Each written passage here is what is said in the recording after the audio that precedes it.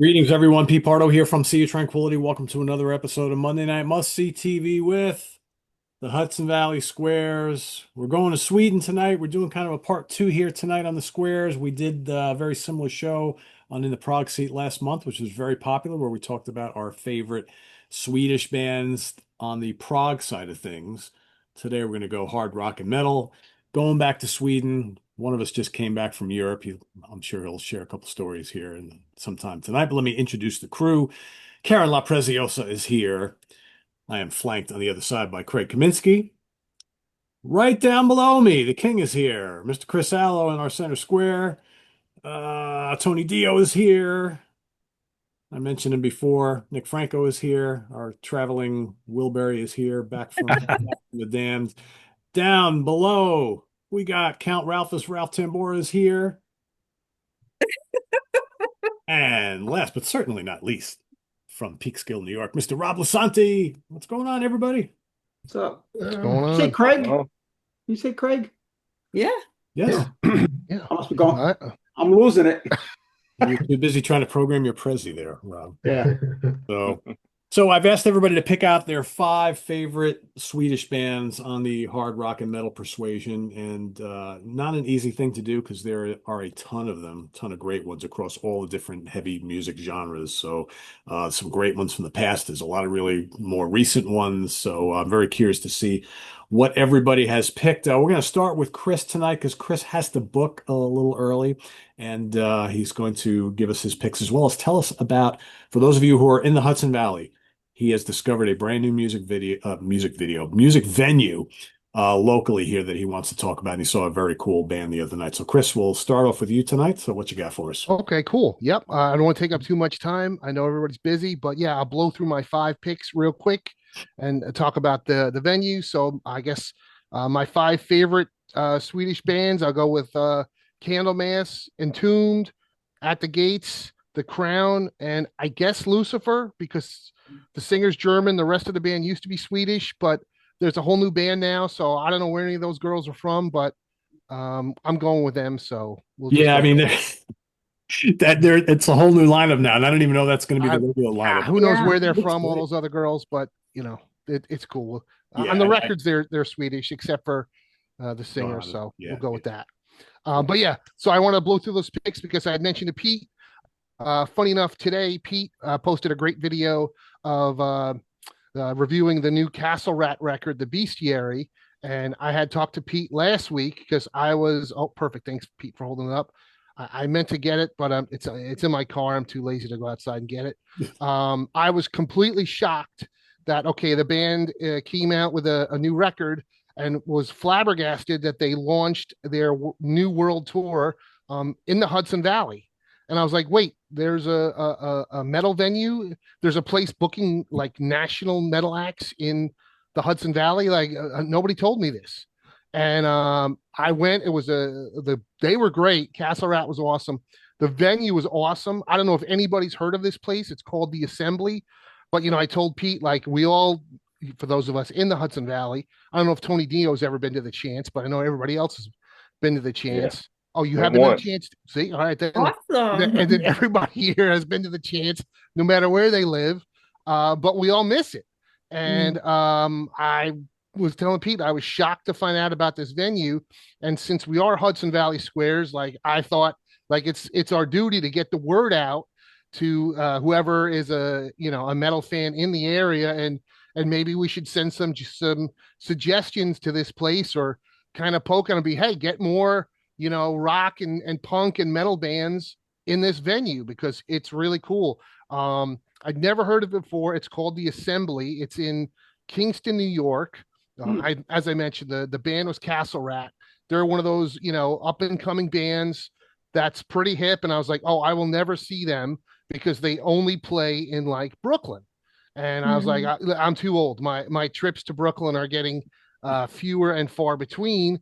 And then I found out that they're playing this venue. So I went last minute on Thursday, and it was awesome. It's in this older building in Kingston. It's on a third floor. But if you're fat and crippled like me, they have an elevator. So you just take a buzz right up to it's one big enormous room. It's I don't know how new it is, but it's very clean. I mean, I talked to like five people there. I talked to the lady at the box office, the bartender, security, the house manager. They were all like bend over backwards nice. But I was really shocked once the band came on because, well, first off, the room was packed. Like I don't know a number, but it was definitely a couple hundred people. And I'm like, holy shit, I've seen like Creator and Uli John Roth and even Michael Schenker play to like, a third of a house at the Chance and Castle Rat, who are pretty new, and they packed the room with like young people, old people, kids even. It Yeah. was an all ages show. I was like, how do all these people hear about it? And I didn't hear about it. But the band was great. They're like this female fantasy based doom metal band. It's like a concept band, kind of reminded me of Guar. I mean, the singer literally looks like Red Sonja, Oh complete yeah, with yeah, complete with a metal bikini and the sword. Right up your alley, Chris. Yeah. No, they were super cool. But man, what blew me away was okay. The venues it's in a nice area. It's a big room. It's clean. Sure, the people that worked there were friendly, but I was 5 feet from the stage, and when they started to play, I figured I was just going to be bowled over with. But no, like it was loud, but it was really very, very clear. Like I could actually hear like guitar notes, and then the vocals were. I was like, this is crazy. You're the best sound at a concert is always when you're by the soundboard. Like it right. should sound horrible in the front of the stage, but it sounded really good. And there was like a really good light show. And I'm like, this is crazy. Like somebody put some kind of money into this venue, and this weird metal band is playing here to a packed house, and people should know about this. Like we should, the chances is never coming back. And if it does, we're never going to see a band like Castle Rat for $25, which is Yeah, what I yeah. paid to see this band on Thursday. So, I just wanted to get the word out there. Maybe everybody should go to www.assemblykingston.com and tell them See a Tranquility sent you and be like, hey, I heard about you guys. I heard you have a great club. You should book some cool punk and metal and hard rock shows because I saw Craig over the weekend and I was like, dude, like I could totally see like Overkill and Metal Church and Testament and so many bands, playing and filling up this big venue. I think it's really cool, and it's 20 miles north of Poughkeepsie. So That was parking and all that. that was probably the worst thing about it, Pete, was Huh. the parking, because there's no parking lot, it's street parking. But Mm. they said, oh, there'll be plenty of parking, and they were right. I think I parked a half a block away from the venue. It's a really nice area. I mean, I figured I parked in the safest spot because my car was surrounded by three banks. So there was tons of lights and cameras, but it didn't matter because listen, I love the Chance, but Poughkeepsie is pretty fucking shady. Yeah. This area of Kingston was very nice, and probably to go with the worst part of parking because I am fat and I am crippled, and I had to park a half a block away on Thursday night. When I got out of the show, it was fucking raining cats and dogs. So I walked as fast as I could, which is still pretty slow. And it was raining on me every step, but hey, it was worth it because it was a great show. But that was really the only negative, Pete. And it's metered parking, but after 6 p.m., it's all free parking. Right. And again, I parked really close. I mean, I took one loop around. I was like, oh, okay, there's a spot there. But I thought it was a really cool venue. It was a great show. And I was like, man, I would love to come back. I looked at their calendar. The only other band that I even recognized the name was Godspeed You Black Emperor. Yeah. And that's, I think, next week. Yep. But there was a lot of acts. So I'm like, I don't know who that is. I'm like, maybe that's cool, but I I don't wonder know. what else they've had in like previous months. Yeah. I I don't just even, yeah. followed him on How Facebook. long they been open? You know, Rob, I have no idea because like when you go to the website, it's like it just says like it's from Impact Concerts, and I don't know them, but it says like from the Hudson Valley's newest concert venue. But it didn't say when Pretty they, new then. when they started. It's got to be pretty new. I mean, everything looked very clean. I wasn't sticking to the floor. Here's the one thing that I thought was really weird. And I'm like, okay. I'm like, I've been going to metal shows for 40 years. And I've been going to metal shows in the Hudson Valley for 40 years. This room was packed and like I didn't know anybody. Wow, you didn't recognize anybody. Wow, Now, that's not that I didn't know it. And that's it exactly, Pete. Like, not that I not only didn't know anybody, I didn't recognize anybody. Like, you guys know when you go to shows all the time, you're like, oh, yeah, I don't know that guy, but that's the Yeah. dude with he's got the long blonde hair and the skullet. Like, oh, yeah, yeah, yeah. That's the dude that's like 19 years old, but somehow, some way he's wearing a rat invasion of your privacy shirt. Like there's always these weird kind of concert characters that you recognize from shows. I'm so like, you have to Sure. wonder, does nobody who even lives around here not probably doesn't even know about this place? And I wonder how many of their fans from the city came up to this show just to see them. I know could three be people Pete. who went to that show. Yeah. Oh, you do? Yeah, Yeah, I know Ellen and Jim Rose went and to the. some dude in Kingston. Okay. Yeah. I mean, Yeah. I thought, Pete, exactly. I thought, well, maybe it's people from the city. And then I'm thought, well, we're in between us and, Albany. Albany Yeah, they're is closer Kingston. to I'm like, Albany. maybe Yeah, it's a lot of Albany people closer. Yeah, Could be the Albany people coming down. Yeah. Because So- I didn't recognize anybody. I just assumed they played that. Wasn't Snugs having shows there for a while? I just assumed that's where they went. I that's didn't know it was. that's like a little bar. That's a tiny little bar, kind of But like didn't compared High on to Fire what he's play up talking there a about. long time ago? Didn't High on Fire play up there? I mean, there was like They had a lot of punk bands. there was a small like bar that I went to twice years ago with Steve Keeler, and Uh-huh. both times was to see the band Castle, not Castle Rat, but another female fronted band named Castle. I think it was Mhm. called the Anchor in Kingston, Yeah. but they That's went it. out of business. Mhm. So this place, that was a bar, shitty sound. This is a real concert hall. Good. Good. I'm So I'm it was- probably closer than all you guys to that place. Maybe Pete might be about as far for me, Now, but Ralph, did yeah, you that'd be hear great. about? Half Did you hour. hear of the show? I only seen videos posted the next day after about Oh, yes, and Castle excellent Rat. I point. seen them. I meant to mention that there was a dude in front of me, like every concert nowadays, you guys know, there was a guy there holding up his phone. Now I wasn't paying attention to him, but apparently he shot the whole thing and posted it on YouTube. I thought I wrote it down, but oh yeah. So if you go to YouTube and look up Castle Rat 4K Live Assembly Kingston, he taped the whole 75-minute set, and you could see how good it sounded and how crazy the light show was for Yeah, I'm this gonna go check that small concert venue. Mm. And yeah, the guy, whoever did it, I think his name, it says his name was Rodney on the account. He did shoot a pretty good video. Nice.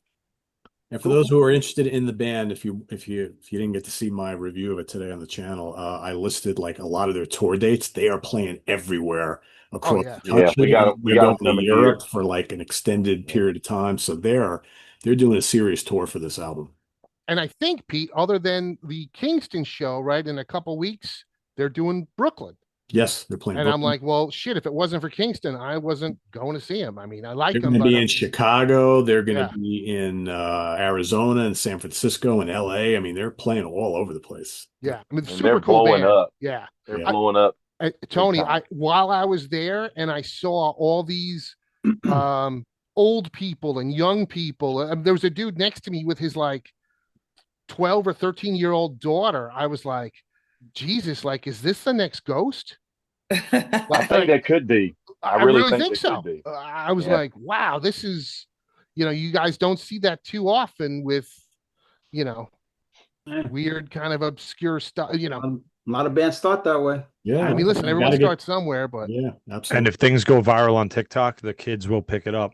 The Ask the- Mortician about that. yeah, the 80s and 90s stuff that like my daughter and her friends love is all because they might have seen it on TikTok and now they listen to it and they Well, look stream at it. Pentagram right now, right? I mean, yeah, no, it's great. Meme Yeah. stuff. Yep. Who would have thought that? So yeah.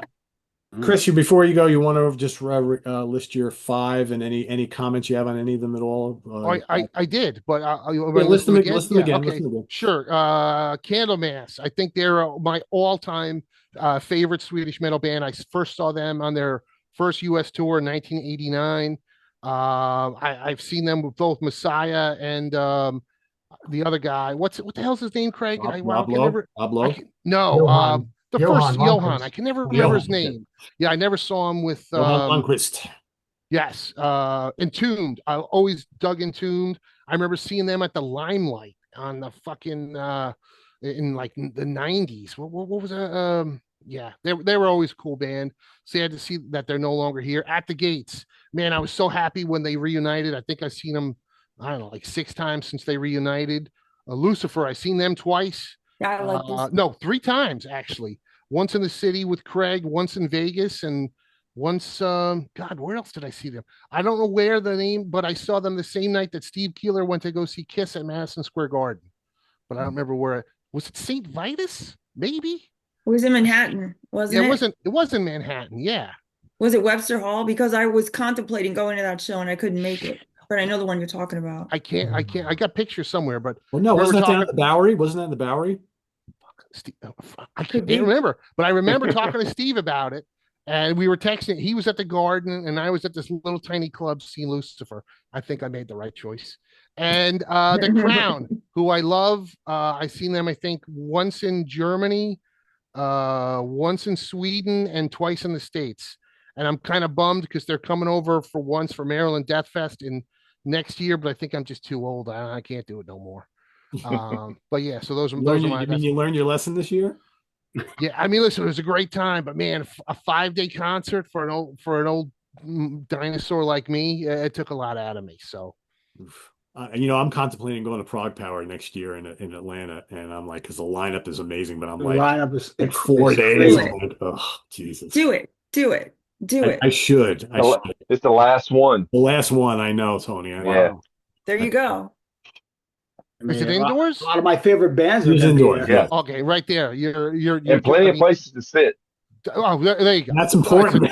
Do it then. This is. Do it. Yeah, It's very, very 100%. important. I'm with Karen and Tony. They might as well just do it because Do it. outdoors, I'm looking for a seat that sucks. Yeah. No, Oh, thanks. No thanks. Cool. But all right, Awesome. well, there you Thank go. Yeah. Thank you, Chris. I know you got Yes, to run. thanks for having me. You guys have a Chris. good show, and we'll talk soon. All right. Later, man. Bye, Cheers. Chris. Steve Keeler's in the house. I made it. What's up, Hey, Steve? I Steve, you can't got to thank run all- too? You want to go through yours next? Yeah, I guess so. I had to go to a mixer in downtown Middletown with all the muckety mucks tonight. Muckety mucks. Mixer. Isn't he fancy? He likes hanging with the muckety mucks. And got a million things to do around here, but I wanted to pop my head in, and it's a great subject you have tonight. Yeah. Man, it's really hard to pick 5 Swedish bands. I I know. probably got like 12 here, and I don't think a lot of them are the same as Chris's. Do I go in order of 1 through 5? If you want to, yeah. Start Yeah, with however one? you want to do it. Yeah. Well, I don't know. There's a lot of bands that should be on this list, and I don't know if I can do all 5. I can have a couple of honorable mentions, I guess.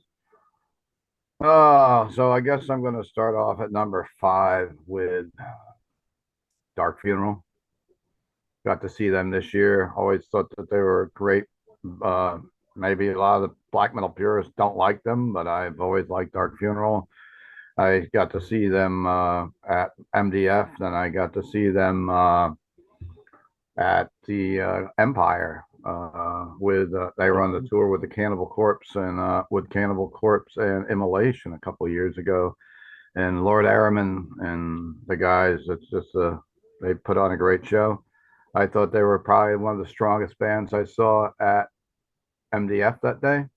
Liked them a lot better than Triptychon, I'll tell you that much. Sorry, guys. Wow. It's a good thing Chris is not here to hear that. I know that's Yeah, a way statement. heavier and way better. Whatever. And I guess at number 4, I'm going to also lean into the dark side of things with Watain. with Tane, who absolutely put on a freaking tremendous show, a ritual, whatever you want to call it. Every time you see them, of course, now they're not allowed in the United States, so you won't get to see them here in the States anymore at the moment. And they can be stinky at times, but I love their records. Lawless Darkness. I mean, how do you get better than that? And kind of a little bit forgotten now because they're not in the States as much. I don't think, and hasn't been a new album in a couple of years either. But number three, I'm going to go with my boys in Dark Tranquillity. Absolutely adore that band. They could even be higher on this list probably, but like everything that Michael does, of course, it's got some great side projects going on now. But Dark Tranquillity, I go see them every time they come around. I saw them last October with a double bill with Amorphous, which was excellent.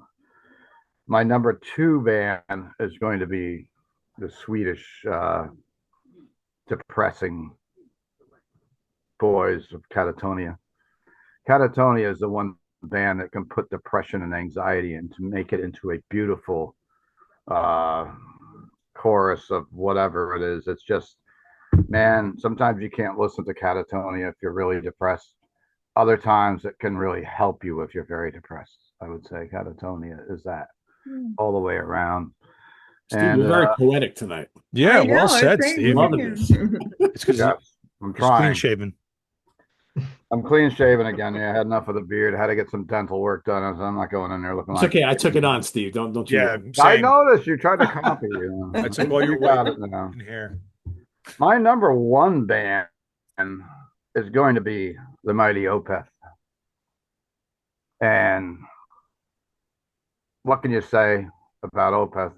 I mean, I know that like Scow and a couple of guys don't like them. Some people don't dig them, but I think they're one of the top bands in the last 20 years. And I loved the new album they put out last year. I don't remember if it was my number one album of the year, but if it wasn't, it was very close. I like the clean vocal albums. I like the growl vocals. I think that Opeth can do no wrong. And the last time I saw Opeth was at the Apollo Theater in New York City. How weird was that? I went to that show. About a week before they shut down the world. Yeah. Yeah, right here. You were there too? Oh yeah. Yep. And I'm going to shoot you a couple honorable mentions. Okay. And then I'm going to get out of here. Well, I'll hang out for a little bit.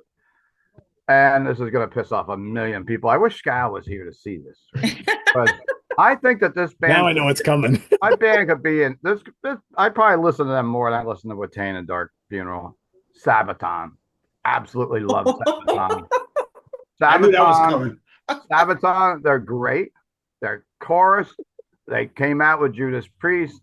They are one of the strongest newer bands that are out there. They're doing great all around the world. And how do you not talk about Swedish rock and metal without talking about Ghost? Ghost came from playing little clubs to headlining Madison Square Garden. And like that, they went out with Iron Maiden, and like 6 months later, they're doing the Barclays Center. It's like, what the heck happened? But He played in Portchester too, at the Capitol. I saw him at the Cap. Yeah, I was there. Yeah, my friend Marty one of was my there. employees to the Cap to see that show. I brought Zoe and Ruby at the time. We all went to that, and that's when they kind of changed, and they got a little cheesy. Yeah, they're cheesy still. That was when they had the Father Guido Sarducci gimmick going a little bit. That's what that reminded me of. But of course, a band I'm probably going to see tomorrow night on this list, Amonamar, another huge Swedish band. And I know Pete and I met them years ago, and Pete's fallen off the wagon with them, but I still love them. And they're one of the stronger metal bands. They're out doing arenas. I mean, they're not headlining arenas, but shit, the last year they played the LA Forum, which was pretty crazy. And now they're out with Pantera, of course. And I hope to go tomorrow night. I wasn't going to go, but Ben Worth called me up and said, we'll see how the night goes and what's going on in the morning, but we'll try to hit that. And of course, how do we not talk about Swedish metal without At the Gates? So, those are my input tonight. Thanks for letting me pop in and out. I probably won't stay for the whole thing, but I had to go to a mixer and I got a million things going on. So, Okay. Well, some good hearing tips. about the exciting new things happening to downtown Middletown today. Well, you missed Chris's little thing at the beginning. He was talking about this new concert venue in Kingston. Yeah, really? where he saw Castle Rat last week. Oh yeah, he wanted me to go, but I had to work the store Yeah. in So Kingston, huh? in Kingston, yeah. Yeah. The assembly. I The guess I assembly. can throw another plug on Mhm. mine before I run out of here, since you got 100,000 people watching, of course, tonight. The Rock Fantasy 40th anniversary concert is happening. It's at the Zone at Clemson. It's a $20 cover to get in. We have Smokeborn Blasphemy kicking things off. We have Burn the Ships. We have World's Demise. We have Jotunheim. We have the return to Middletown of Show No Mercy. And we have our favorites of Stephen Desco with Sabbath Superstars as the headliner. It'll be November 1st at the Zone in Clemson, and we're making some flyers and putting it together. I was dragging my feet on it, but here we go. And we were kind of going to try to make it more of like a back to the beginning rip off thing a little bit and have every band do a Sabbath cover, but I don't know if we'll do that. But we've got Desco and Sabbath Superstars. If you haven't seen Sabbath Superstars, Stephen Desco is a dead ringer for Ozzy Osbourne. He looks like him, acts like him, and lives a lifestyle too. He's done a few other Land of Oz. They just played, and Chris saw them recently. Of course, it's the Into the Void band with Stephen Desco. They did play my last party because Stephen filled in for John Brulo, who left the band. So that He killed it. Yeah, he was great. He was He really was good. really good. mark the calendars for November 1st if you guys are in the area, and I hope to see all you guys there. It's like it's like an all day thing, Steve, or like most No, of it's gonna kick off. The doors are at 4, first band's at 5. Okay, cool. Around up probably about 11 something. So Well, at we'll the plug it Zone, more nice, between now and then, so we got a little bit of time. So yeah. nice yeah, if you want to do something, come on out and hang out. It'll be great to have you on board. And I got a tattoo place coming in. I've got Pets Alive getting involved. I might even get the soup kitchen going involved with this. Right on. Do a little, bring some life to downtown Middletown. And Zone, if you haven't been there, giant stage. Now no lighting still, but we're bringing lighting in, and we're gonna have a person doing sound that's got a nice system. So should be a fun time. Plus, you got the brewery and the full restaurant right there on the Yeah, premise, it's too, Halloween so- weekend too, so we will be doing some kind of a costumes will be welcome because it's a day after the haunt. So. Cool. Sounds good. So for all you folks watching who are in the Hudson Valley or in the New York, New Jersey, Connecticut metropolitan area, come on down November 1st, hang out, and it'll be lots of fun. Lots of fun. Maybe Nick Franco will even be there. If you're lucky. I'm gonna bring my real Daisy out. Where's your fake Daisy? She's somewhere. I think Okay. she's taking a nap. He's got a fake Daisy. Yeah. Cool. All Our right. dogs look stunningly alike. Yeah. All right. Let's move over to Ralph. What do you got, Ralph, for us from Sweden? Sweden. Mhm. All right. So two of my bands have been mentioned already. So I'll go through them first. One is Watain. Steve was just talking about them. Got a bunch of their albums here. They played the Loft in Poughkeepsie. Anybody been they there? That's a tiny littlest place. And they bring all their dried blood and everything, and they smelled that place out so bad. Everybody who worked the Loft that night was wearing masks or bandanas around their faces, and you could smell it from outside. It was like so powerful. I don't remember But, it being that bad because I've seen them way worse than that. Well, that place was just so small. It was Oh, so yeah, it was small tiny. that there was nowhere to get away from it. It wasn't like a big open room. And they just put on such an amazing show. I've seen so many black metal bands like Dark Funeral What- and Emperor what and year was Immortal that? and some. Ralph, what year was that? I'm not sure. I didn't Good. put that in my notes, but We were like what we're was talking that New about. York I think City it was gig you around. It was around the same time that Sabaton played the Loft. Sabaton. yeah, they've got Loft. so many legendary bands. Yeah. Mastodon played the Loft. We've seen Yeah. so many great bands there that we took it for granted, especially when they were up and coming. They were playing there. It was weird how the Chance, once they got that room going, they started throwing anybody who didn't sell a certain amount of tickets up there. It was better when a band played the Chance stage and they didn't sell a lot of tickets, but you had a nice open space to watch the band. You can get right up close. So in a way, the loft was kind of weird because it would Mm. shove everybody up into And that one was the little room. that place was the worst load in anywhere.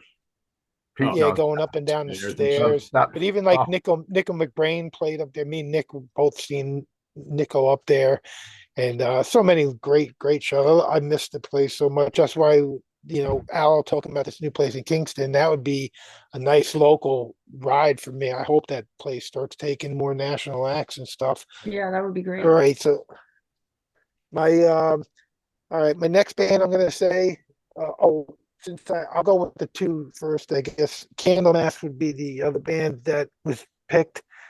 This is like my Candlemass stack of CDs, and wow. like the first one's like a 5 CD box set thing, but they're a band for like the Sons of Sabbath kind of bands. They're probably my favorite. All of those bands. I love all the albums, all different singers. It always is great, real catchy, great Mhm. Iom type riffs all the time. I just love this band. Um, Usually if I want to hear Sabbath, I don't want to hear like Sabbath wannabe kind of bands, but I don't look at them like that. They were such a passionate like Sabbath kind of vibe to them, and I love them. But so next I'm gonna go with Marduk. Here's my stack of Fucking Marduk forgot. CDs. I'm wearing the hat, and just How did I forget about yeah. I was Mara? just gonna say that, Steve. Ah, all right. I was Well, just too busy working on it. Nick's wearing a shirt. Nick's wearing a shirt. Oh They're yeah, one of those another band bands that's that I just buy everything that they put out. They played the chants and they were so powerful. And oh yeah. I love this kind of black metal. It's just like that ferocious, pummeling, real fast kind of black metal, real vicious, real hellish too with these guys. But yeah, I pretty much they put out an album. I just go out and get Another it. band that's not allowed in the United States. Yep, I'm glad they came to the chance. That was surprising when they came to the That chance. was a good show. Yeah, That was a Rock Fantasy anniversary it party. was. Yeah. Oh yeah. Yeah. All right. So next I'm gonna go with Grave will be the next one I go with. I've talked about this album before, Soulless. It's their like Great album. third album. And people like maybe some of the purest death metal. I don't remember at the time anybody having a problem with it, but I think people going back through their discography, they might think like this album is like the kind of like groove metal album or something. But they kind of always had like their slamming kind of groove parts, even in the earlier albums. But this first album is incredible, Into the Grave. You'll Never See, it's great. The EP. These guys, they kind of once they lost their original members, though they didn't they weren't as classic no more. I love that original lineup. I got to see them. They played right in Middletown on the Soulless tour with Incantation, and that was incredible. And they've played Hangman's Ball on their first album, so I got to see them like right when they first came to the States. That was at Sportland, right, Ralph?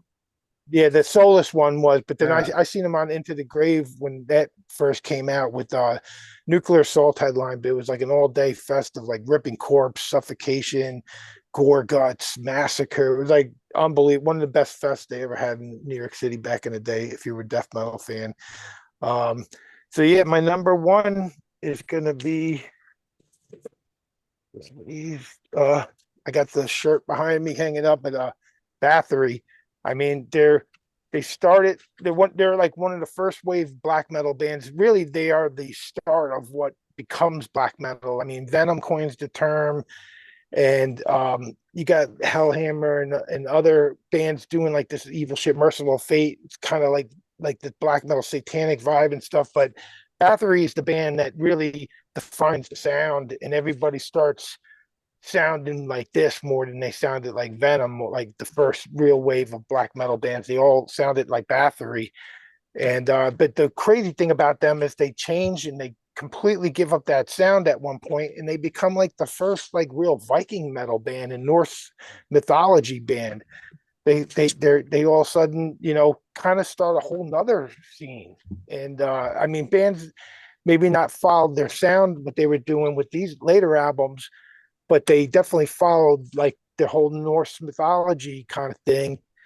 And I got my old original vinyls, the Return, and the original first one.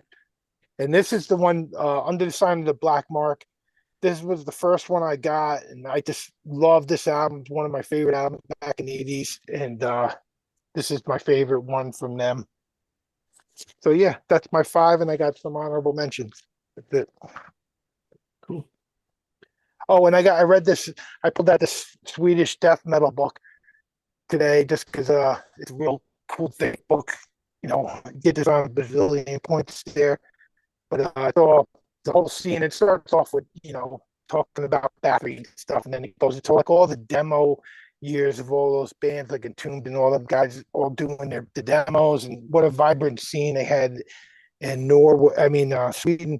And there's so many great bands to talk about. But yeah, that's it for now. Cool. Good stuff. All right, Craig, over to you. Sporting that sexy looking Sea of Tranquility hoodie, or is it a shirt? It's hard to tell. Sure. Oh, it's a shirt. That's Yes. my The chair. back, the back of your chair makes it look like a hoodie. Or my cape. So I'll my these are in no particular order. So the one only one of mine was mentioned so far. So I'll just give that, and that's Candlemass, and that's probably one of my favorite doom bands, and it's also one of those where's this band been all my life because that I did not start Right. listening to them until much later. I was aware that they existed, but I never gave them much of a listen until I did one of those album homework assignments with Ryan Scow a few years ago, and I had Epicus Doomicus Metallicus as the album that I listened to. So consequently, I'm kind of a contrarian with them that my favorite vocalists are Johan Lundqvist and Robert Lowe. Those are the two that I prefer the most. I like those kind of more than the Messiah albums. Just personally, it's just the vocal wise. I just their Messiah's a little too I don't know, kind of like operatic a little bit for me. I just kind of like the more straightforward vocals from the other guys. And great interview that Pete gave a week or so ago with Johan Lundqvist. That was really cool. And their latest, they put out an EP a few months ago called Black Star, which is really good. So if you haven't checked yet, check that out. But one of my fourth pick here as which I had to go with Yngwie Malmsteen, and so there's some if you like your guitar noodling, this is oodles of noodles, with this, and this is a really nice. This particular one is a really nice set. This is called "Now Your Ships Are Burned," and it's his first six albums on Polydor. So you have Rising Force, Marching Out, Trilogy Odyssey, Live at Leningrad, and Eclipse. So it's a nice set of all his stuff with several different vocalists. But these are also ones where he didn't sing, thankfully, that he was wise enough to have outside The vocalists best ones. who are much more talented than he is at that. But they're still they're good listens and sort of some Viking Gothic-ish and melodic-ish music in that. My next, I had picked a stoner rock band that I like a lot called Greenleaf. You can't really see this cover too well. This is like a typewriter, but this is Secret Alphabets. This is their third album, I believe, from 2003. This I don't want to say super group, but there's made up of people from different bands, other Swedish bands like Dozer and Lowrider. And this particular album is just really strong with just really cool, groovy stoner rock kind of songs from the early 2000s. And I really like this a lot. I had never heard of this before, and this was one of those um, Amazon picks at the time or something where they would say, "Well, you bought this, and so you may like this," and they were right. God damn it! So Greenleaf is one Craig, of my apparently they released an album last year that like it never got a physical until real recently, so it's available. yeah. Oh yeah, I don't have it yet, but I'm actually awaiting. They've had several members of Dozer as permanent members of their Yep. band, or it's sort of like a project thing while the other guys do their other bands. But that particular one is my favorite from Greenleaf. This other band, this is one I don't know, maybe nobody will mention it or hear of it. This is a band called Bonafide. This is like melodic rock, in sort of retro-ish sounding, and I think Tony would like them, and so would our good buddy Rich Catino. The type of music that they play, it's sort of like 80s, 90s. Melodic hard rock sounding. The singer almost sounds like Michael Bolton, good Michael Bolton, not crooning Michael Bolton, in some of the songs, and it kind of reminds me of music that you would hear in the TV show Peacemaker. That they usually pick these kind of like new 2000-ish Melodic rock. bands that sound very retro. So this is their Mhm. second album called Something's Dripping. They have at least 7 albums, I want to say, and I have all of them. Most of them are really good, and they just good fun melodic hard rock from Sweden I've called never heard of them, but it sounds Bonafide. like Heat. Have you listened to Heat at all? I mean, they're great. I'm not sure of them. I've Tony, heard of Craig, them. I don't own any of their stuff, but I've Heat was heard of really them. good, really good. Craig, didn't you think that the first album kind of sounded, it was the first album was in a kind of an AC/DC vibe? And I always thought that was why they called the band Bonafide, like Bon Scott. Bon Scott, Bonafide. yeah, it could be. Maybe. This one's their second, and I heard of this. This was, I think, one of the sleazerock.com like albums of the year at the time. This is, I want to say, 2009 or 10. This album is, but they've still put out recent albums and everything, and that one was the first one that I bought, and I just really enjoyed it, and I went and backtracked and got their other albums. So like I said, it's kind of a quite, if it's not, it's definitely not Swedish death metal or anything. It's like melodic hard rock. So if that's your thing, I think you'd probably like them. And my last pick is I had to go with one of my favorite bands. That's the Helicopters. I knew you were going to say with that. with Nick Anderson, the drummer of Entombed, who just wanted to play guitar and sing for like I can't even describe what type of music they are. They start as like really, their first album is super punky, but then they kind of go into sort of stoner rock, and then they almost have like Rolling Stones type sound. It's like a rock songs band. with them, and hard rock and melodic rock, and I just really enjoy what they put out. I'm glad that they got back together after a pretty long hiatus, like gosh, like 10 years or so between. They've put out 2 albums in more recent years. This is Grande Rock. This is from '99. This is their 3rd album, I believe, and just a band I really enjoy hearing their songs whenever they pop up. And Nick Anderson has such a cool voice. He was that, and he was in Lucifer as a drummer, but not as a as a singer as what he used to do. But really cool band. And at some point in the future, Pete's going to do a ranking of their albums, so I look forward to that. And those were my picks. Cool. Yeah, Helicopters are a lot of fun. One of those bands that I just never bothered with until fairly recently, and Craig kind of convinced me to take the plunge. And I went through them in the 90s, like that first album. I think it was on Man's First Room. album. That was Yeah. such a great, it was a lot of fun. If you're into their that. music is a lot of fun. That's Yeah. just good rock and roll, Yeah. All right, Karen, over to you. What do you got for us? Well, I was gonna throw out the Helicopters out there. I think Craig summed them up really well. I have a lot of fun listening to that first album and that garage punk and roll kind of scene. They were a lot of fun. The record was great. Live, they were awesome. I love that first album and can't recommend it enough. I don't have that many picks because I didn't want to be insincere and talk about bands that I were not familiar with. I'm not a big fan of death metal or black metal, so I'm just going to talk about the bands that I know. So Monolord, I love Monolord. Empress Rising is one of my favorite albums. That song is great. I love the distant vocals, trippy vocals over that super heavy, fuzzy guitar.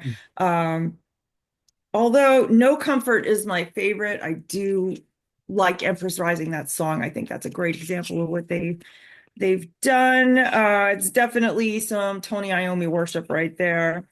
My next one is Candlemass. Everybody loves Candlemass. They've got like 13 records and the lineup changes are crazy. Mm. I like all the singers, but the vibe is always Candlemass. You know what I mean? Like they'll have different production and it's still Candlemass with the one lone bass player, the one guy As that's long as been there. Leaf is writing the Leaf Edling. songs, it's Yeah. Candlemass, right? Leaf Yeah, Edling. it's Yeah. Yep. it's great. And I really appreciate that. Um, my next band is Goat. They are a psychedelic, hard rock, heavy metal, Afro beat combination of I guess just essentially rock and roll. I gave you a picture of them right here. They perform in masks. They're very tribal. They've incorporated like they had the first album is World Music, which really doesn't have a lot much to do with world music. It has this crazy fuzzy guitars, Pete, psych sound. Um, a driving percussion. And much like ABBA, they have two female singers who sing at the same time with minimal harmonizing, but they're very energetic live. And actually, they were at Levitation. And I know, Eric Porter, if you're listening to this, you know exactly what I'm talking about. They have the Levitation sessions, which is a live album on YouTube for free. It's great. You'll really get to see how this band really is. They're just so energetic, and they really love the word goat. They've got goat brain, goat child, goat slaves, goat man, goat head, goat lord, goat bandstone, goat fizz, ape goat, goat milk, all kinds of That's a lot of goat. songs. Yeah, they have I think 6 albums. Where's the goat cheese? Yeah. My Only wife's one album favorite. has no songs with the title with goat in them, and that's And if Ryan was here tonight, he'd be telling us about the goat penis, but that's the story. that's so funny. Yeah, I just love goat. They're great. I think they're what else do I have to say here? Stone Goat is a great 7-inch to start in, and if you really want to get into them, I say start at the beginning with world music, which is really not much of world music, more Afrobeat and just driving percussion, trippy, fuzzy guitar, and crazy vocals. So that's that. Cool. I have And ABBA. the weirdest Love combination ABBA. ever. I bet you it's great. Cool. Awesome. All right, Tony. Okay, so I'm going to throw some out, a couple out here you might haven't heard of. But going first with a band called Bullet. You can see the album cover here. It's I think their first album came out. The first EP was like maybe 2013. This was I mean not 2000, 2003 that is. And this album came out Bite the Bullet 2008. This is what turned me on to the band. A friend of mine played it for me, and it's like one part Brian Johnson era AC/DC, one part except Udo Udo. Dirkschneider. Yeah. The lead singer, Hale Hoffner, he sounds like a combination of the two. You got Sounds a lot Brian like Udo. Johnson Udo. Yeah. and Udo Yeah. Dirkschneider in there. Just great riffs, cool guitar solos. They've got quite a few albums out now that's here to show. And but Bite the Oh, I Bullet remember is that one. That looks like probably an my accept favorite. cover, that one, yeah. Oh yeah, I mean with this one or either an Yeah. Anvil cover kind of. I look like But a Udon yeah, cover, yeah, definitely. yeah. But kick-ass band, just a good rock and roll, hard rock band. And so next up, I'm going to go with going into the kind of the some people call hair metal or sleaze rock, but going with a Shotgun Messiah. These guys are from Sweden, and they started out as a band called Kingpin and released an album over in Sweden, and they got a record deal with Relativity in America, so they actually moved to LA But the lead singer was Zinny Zan. He was a singer in the band called Easy Action. It was pretty popular over in Sweden in the mid '80s. And he only did this one album, the debut album, and then he was out.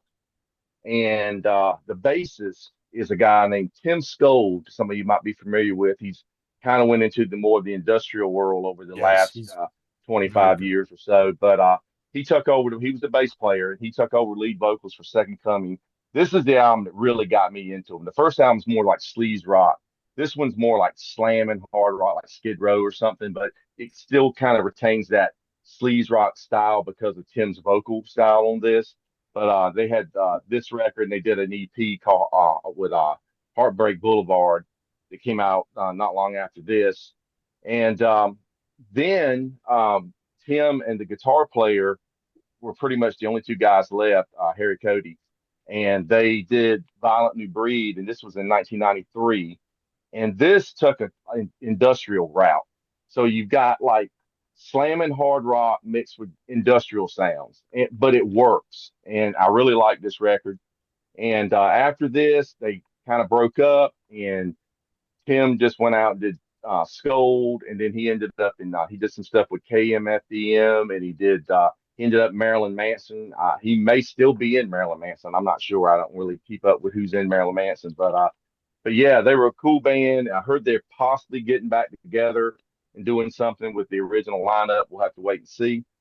From there, I'm gonna go with a band that I discovered a few years ago. Um, Hard rock band, the Night Flight Orchestra, and that is was like a couple of guys from Soilwork. It's Jorn Speed Strid on lead vocals from Soilwork. David Anderson on guitar, who toured with Soilwork as their guitarist. That he passed away a couple years ago. And you got Shirley D'Angelo, who was in Merciful Fate and Arch Enemy and all on bass. But these guys play just kind of AOR 70s style hard rock. I hear a lot of Alan Parsons project in what when I listen to their stuff. But this album here, Amber Galactic, came out 2017. I think their first album was 2000 was it 2013 actually. But this one, 2017, is what turned me on to them. A friend of mine made me a flash drive with a bunch of music, bunch of albums on it. This comes on, and I'm like, "What is this? This is really good." It's And party I was music, just man. It's hooked on it. total party music. I mean, it is totally. I was hooked on this record for so long. I when I ordered the CD and the album, and then I had to go back and get some of their back catalog, like the first couple records. Skyline Whispers is really good. Yeah. Internal Affairs, which was their first one, I think. And then the one that followed up, Amber Galactic, was Sometimes the World's Not Enough. Another great one. And I've just continued to follow them by everything they put out. Just like I said, good melodic hard rock mixed with a little bit of little proggy elements like you would hear in Alan Parsons Project or something. But I mean, you'll hear one song and all of a sudden a Kiss riff will come in, or something that sounds like Commercial 38 Special or something like that in one of the songs. It's just they're kind of all over the place, but it's just feel good party music, like Pete said. What's And the there's, name of there's it a again? Night Flight Uh, Orchestra. All Night right. Flight, Karen, the they're a Night Flight blast. Orchestra. They're Yeah. a blast. And you know what? There's even hints of ABBA in their music. There's even a little Mm. disco in some of their stuff. It's just Oh yeah, wild, Steely crazy Dan. stuff. Yeah. Yeah, And their yeah, they latest do have album some. is so good. Their most recent album is just amazing. Absolutely Yeah, they amazing. do have some dance beats in some of their Yeah. songs. It's just like I said, it's just you'll be bobbing your head driving down the road listening Yeah. to it. Karen, they're a blast. I think you would dig them. They I do think what you they would, get. Karen. Yeah. It's in my notes. Next up, I'm gonna go with Arch Enemy. I love early Arch Enemy when Johann was the singer. Um, the first few albums, especially Stigmata. My favorite one is Burning Bridges. You got Michael Amott, Chris Amott. I mean, just amazing guitar team here. Just two amazing players. Michael Amott plays a lot like Michael Schenker. Yeah. It's just they'll have this brutal death metal and this little happy guitar solo will come out, and it's like wow, it's just so catchy, so melodic. And then they changed singers and brought in Angela Gossow for a few albums. Wages of Sin. That's good stuff. Anthems of Rebellion, and of course Doomsday Machine. And then they continued on, and she left, and they brought in was it Alyssa White Glutz is the Yep. singer now. And Yep. I'll be honest, I haven't really followed them. Now, I've listened to some of the records in more recent years.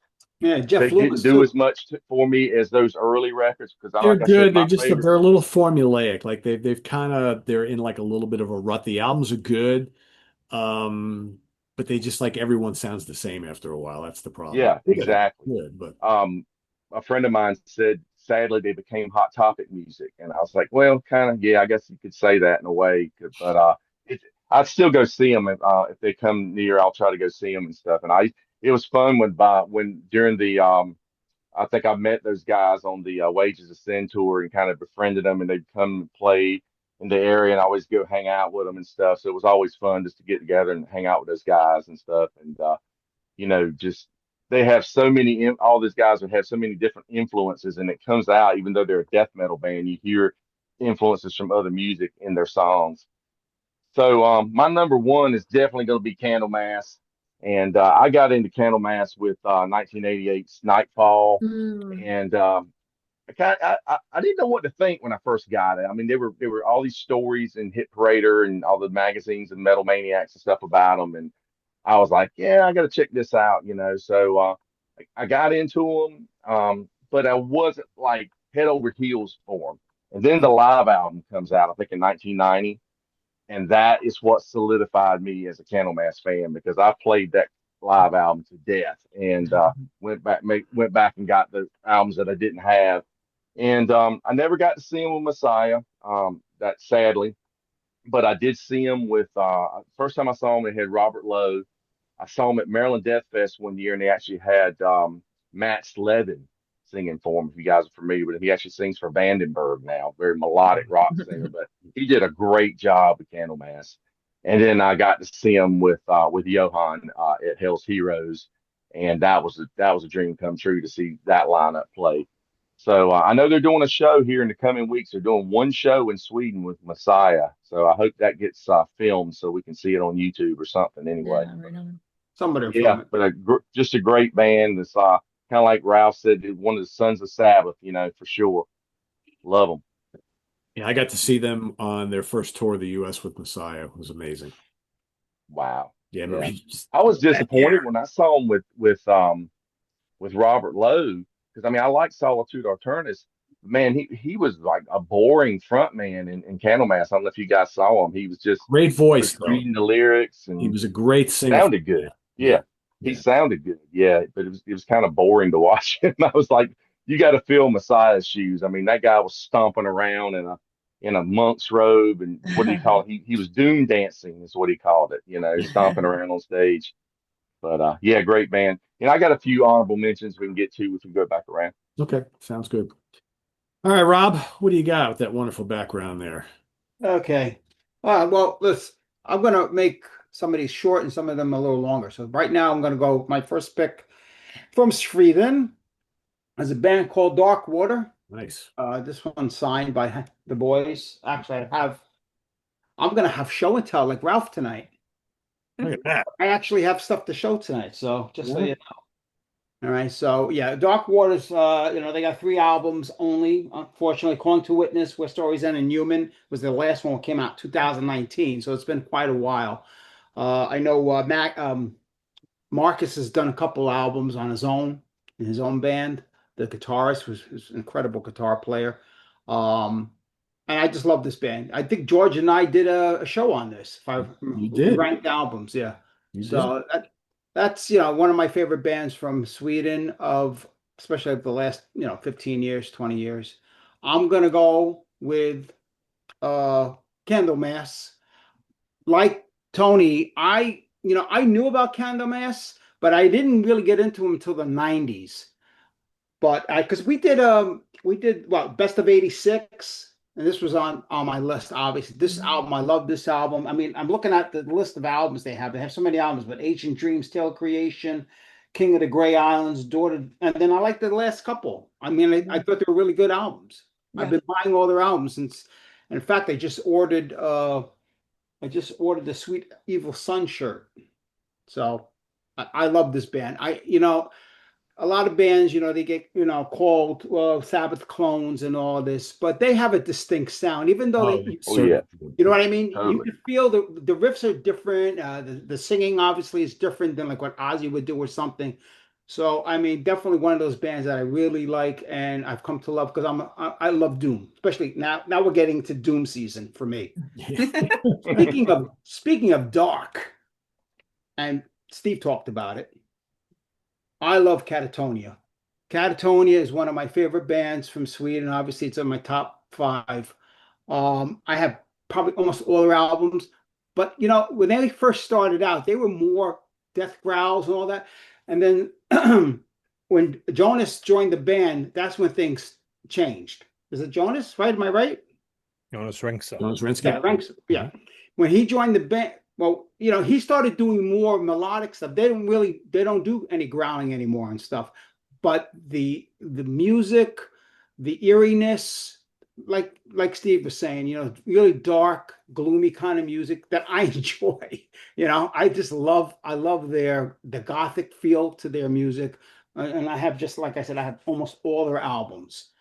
Um, Now my first two, my two and one was hard because which one am I going to pick? But I have to go with Opeth. So Opeth is one of my favorite bands. This is a picture I took of Michael going into the Radio City show. I was walking down the street and there he is, and I waved at him and he waved at me, and I took a picture of him. He didn't want to talk though. I couldn't get him to talk. And then this was at the Apollo, as I showed you guys before. And of course, some of my favorite albums, Still Life, Blackwater Park, those are like my two top albums. Opeth is, what can we say about Opeth? Um, Opeth is the gateway for me to listen to the melodic death metal that I like today. Amorphous and Insomnia and Moon. I can't pronounce some of the names tonight. But a lot of the metal that I listen to today is because of Opeth. A lot of that dark metal. They got me into that because I first, as you guys, I've said this many times on the show, I wasn't really into like death growls and stuff, but something about Opeth changed me because the music was so good. You could not deny the power of the music, the musicianship, the lyrics, just everything about Opeth, and they become one of my favorite bands of all time. And then of course my number one band's going to be, I know Pete knows this one, Yep. my boys, Evergrey. This was 2017, hanging out with them after the show. And you could see I'm 6 foot. Look at these guys. They're like 6'2". Tom's like 6'4". Yeah, Tom is a big guy. Yeah. Yeah. Yeah, that's Tom on stage. And then of course my favorite album of all time from Evergrey is this album. Yeah, that's a great one. Okay. Now, show and tell. So I have hymns that's signed. I have all these sets that they came out with. Escape of the Phoenix booklet. See, Ralph, I have some show and tell too. I Very have good, Robert. the Atlantic. And I don't look, I'll be honest with you guys, I don't buy a lot of stuff anymore because I just don't have the room, But Hey man, it's your favorite band. You got to Yeah. buy it. This is the best stuff. This was the retrospect of their whole career, and this is actually a really really nice book. I think it was like $60, but it's got history in there and pictures and all kind. It's great, really good. And then this thing was crazy. There's an album in here, Storm Within. This is a whole big box. It's huge. Wow. Yeah. So Nice. those are all my my wife was like, where are you putting all this More shit? Evergrey shit, Rob. Come on. So in fact, they're working on a new album now. Actually, because I stay in touch with Tom a lot, and yeah, they're working on some, it should be out probably beginning of next January. year. They always release albums in January. It's funny you were talking about Prog Power, Pete. I really may have to go. I mean, because you got I mean, you got Evergrey, DGM, Threshold. This is so many more bands. I can't even think of it. There's so many. There's so many bands Do Yeah, now. it. it's a No, crazy shoulda, stack woulda, of them. coulda. I It's know. over next year. I There's probably so many should. festivals that I could kick myself in the butt for that I didn't go. So do it.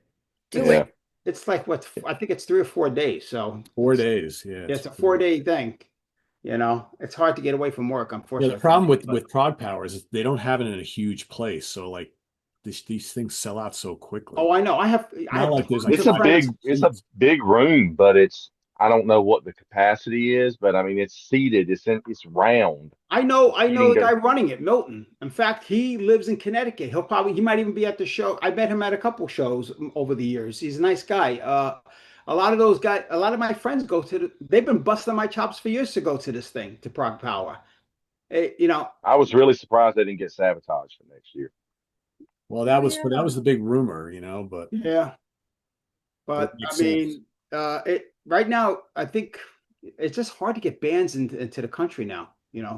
Everything going on, all that, and Yeah, and they've had that problem every year the last few years. but Evergrey hasn't been here in like 5 years, 6 years. It's been a Yeah. while. I was supposed to see Night Flight Orchestra. I was going to go to Prague Power this year to see Night Flight Orchestra, and they couldn't get in the country, or a couple Yeah. people couldn't. Yeah, That's what they've sadly. already said. They've released the whole schedule and all the bands, but they've already said that this is subject to change. So I Hmm. my guess is a lot of these bands that we're seeing are booked now may not actually wind up playing. But That's the other Yeah, part. That happens every year with Prague Power. There's always a few bands that drop out because, I see it all the time. The guys complain, bitching and moaning about, oh, why did this band say they're going to come and now they can't come? And sometimes the visas don't go through or whatever it is, and they can't come. And out of their control. they got to grab somebody else. I mean, Symphony X, I heard was great though. I heard they killed it. So Oh yeah, always good. yeah. But again, for me, Evergrey, I just they've been a band since I've been into them since 2002, one around there, and they speak really to me a lot. I mean, I figured you guys were gonna have all the heavier stuff, so I was keeping it to the bands that the melodic bands that I love, and I'm one of those guys that I never thought I would like newer music. Pete, I know Pete was talking about like people that follow the channel. Well, I've been following Pete since early 2000s, from the webzine.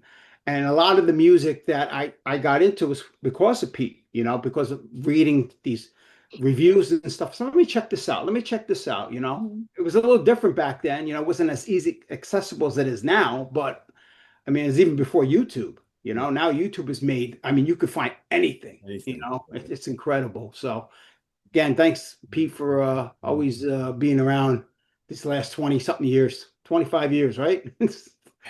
Went by Long, long quick. road, man. Yeah, it's like And I got a couple honorable mentions at the end. So okay, cool. All right, let's move over to our kind of weary traveler, but he is back. We welcome back Nick Franco from his exploits in Europe. How you doing? Yeah, I just got back from Finland and Estonia, and it was incredibly beautiful. The highlight of Estonia, apart from the 800-year-old buildings, was I wound up going into a bar, a Depeche Mode bar. yeah, I saw that. I remember. Yeah, and That was cool. yeah, it was really cool. And the guy who opened it is just a passionate Depeche Mode fan, Estonian guy, very nice. Depeche Mode themselves have been to the bar twice, so there's pictures and there's shit hanging up, signed all over the place, and they play Depeche Mode music with Depeche Mode videos, and I spent a few hours in there, and it was really good. A lot of the deeper tracks of Depeche Mode are really really awesome, and so that was cool. But I got in at a reasonable time, but my car was dead when I got to it in the parking lot, so that ensued an odyssey of basically I got home at 4 o'clock in the morning. So, but the car's all fixed and here I am. So But yeah, he all is my here, notes I ladies and gentlemen. He is here. I yeah. know. But I wanted to be on it. And I figure I don't need tons of notes about this kind of stuff. Maybe I'll actually make eye contact with you guys instead of looking down at my notes like this today. Because I always do that. I look back at us sometimes and I'm like, Jesus, I never look up. Anyway. Um, yeah, so Sweden. I know it well. The funny thing about this list is, or this idea is that if we had done this somehow 25 years ago, I would have had almost completely different answers, or at least a few different answers.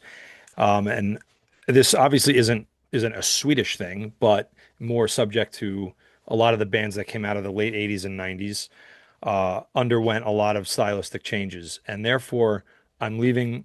There's a number of bands I could list that had two or three or even four superb albums that could have gotten themselves on this list.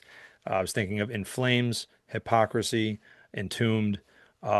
They all have been made, incredible contributions to metal, but they've all morphed into something that I didn't like, to varying degrees.